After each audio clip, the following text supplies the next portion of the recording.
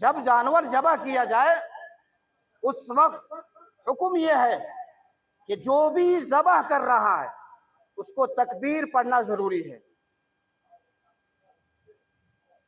हाँ, वो ज़बह करने वाला एक हो या दो आदमी हो, बांधने वाला कोई हो, पटकने वाला कोई हो, इससे मतलब नहीं है छुरी चलाने वाला कौन है।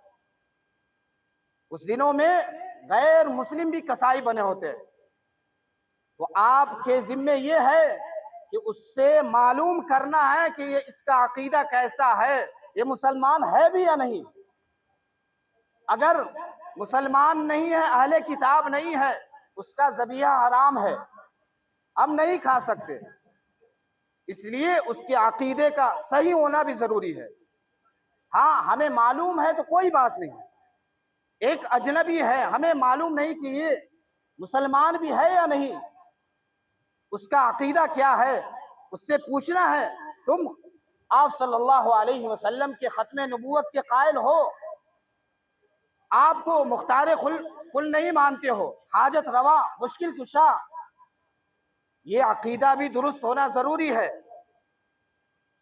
अगर किसी का अकीदा सही नहीं है तो आपके लिए वो ज़बिया हराम होगा। वला ताकुलू मिम्मा ज़ुकिर रस्मुल्लाहि अलैहि, के जिस जानवर पर अल्लाह का नाम न लिया जाए तुम उससे मत खाओ। जिस जानवर पर अल्लाह का नाम न लिया गया हो उसको मत खाओ। इसलिए हमें ये एहतियात करना जरूरी है। और उस दिन कसाई लोग मुंह में इतना गुटखा होता है कि वो तकबीर भी नहीं पढ़ता।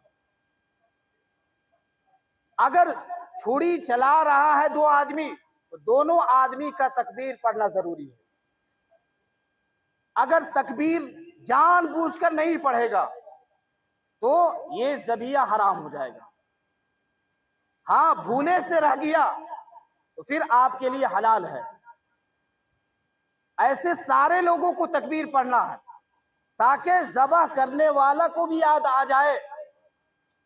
लेकिन उस वक्त लोग तकबीर पढ़ते नहीं हैं, लोग तकबीर नहीं पढ़ते। तो इसका भी ख्याल रखें कि ज़बह करते वक्त दोनों आदमी छुरी चला रहा है, दोनों आदमी तकबीर पढ़े। अब दूसरी खराबी यह है कि ज़बह करने के बाद वो कसाई जानवर के हराम मग़ज़ में चाकू मारता है,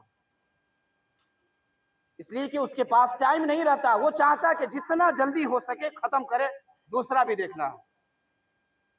तो जो हराम मग़ज़ होता है उसमें चाकू मारकर जानवर को ठंडा कर देता, तो ये बिल्कुल हराम है, मकरूह हो जाएगा।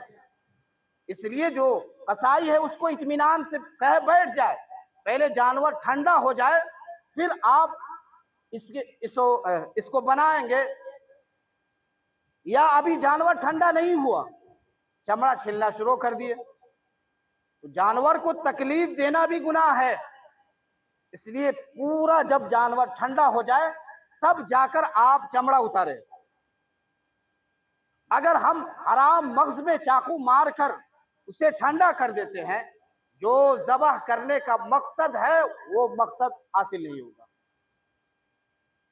वो मकसद हासिल नहीं होगा।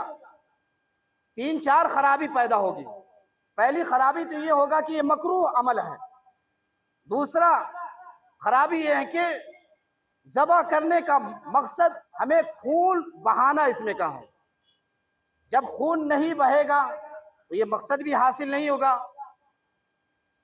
दूसरी खराबी, गोश्त में भी वो मज़ा नहीं है जो खून निकलने के बाद है। खून अगर गोश्त में रह जाता है तो गोश्त का मज़ा वो मज़ा नहीं होता जो होनी चाहिए। चौथी खराबी है कि खून की वजह से बीमारी होता है। जब खून पूरा ही निकल जाएगा तो उस गोश्त में बीमारी का भी चांस नहीं होगा।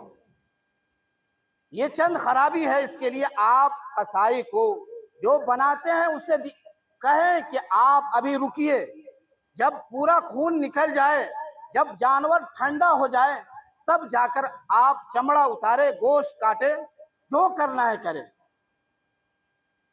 इसी तरह दूसरी खराबी यह है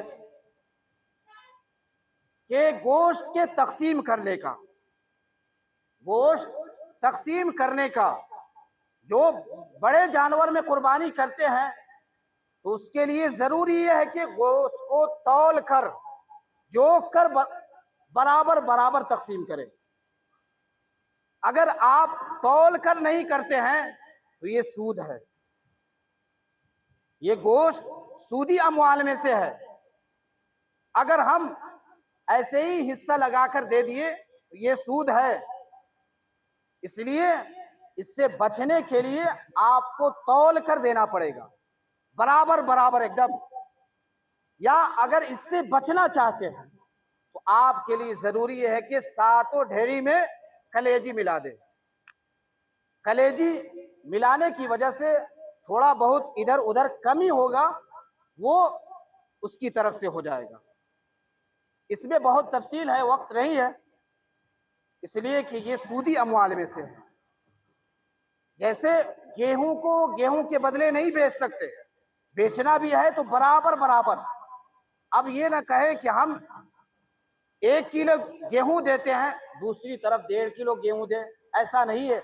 एक जिन्स का जो भी सामान हो उसको बराबर बराबर देना जायज है। चावल चावल से बेचेंगे बराबर बराबर। ऐसे ही गोश्त है, ये गोश्त भी खरीदो फरोख्त हो रहा है, ये बेओ शरा है।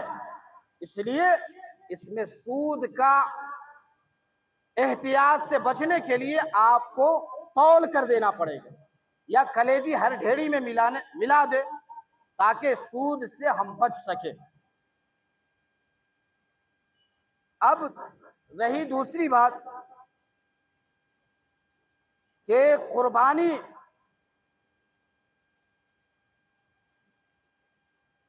क्या बच्चे की तरफ से हो सकता?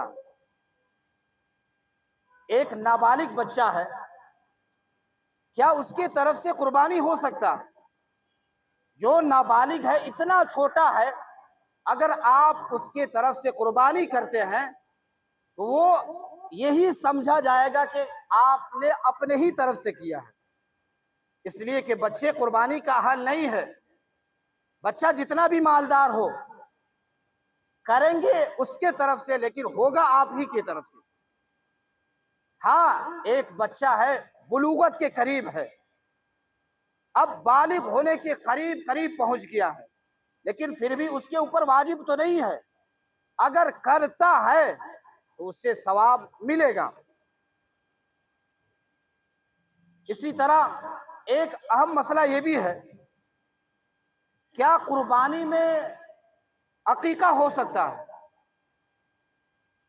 कुर्बानी के साथ साथ अकीका हो सकता है। कुर्बानी के साथ साथ अगर आप चाहते हैं अकीका करना, अकीका भी हो सकता है। अगर 3 हिस्सा कुर्बानी का है, 4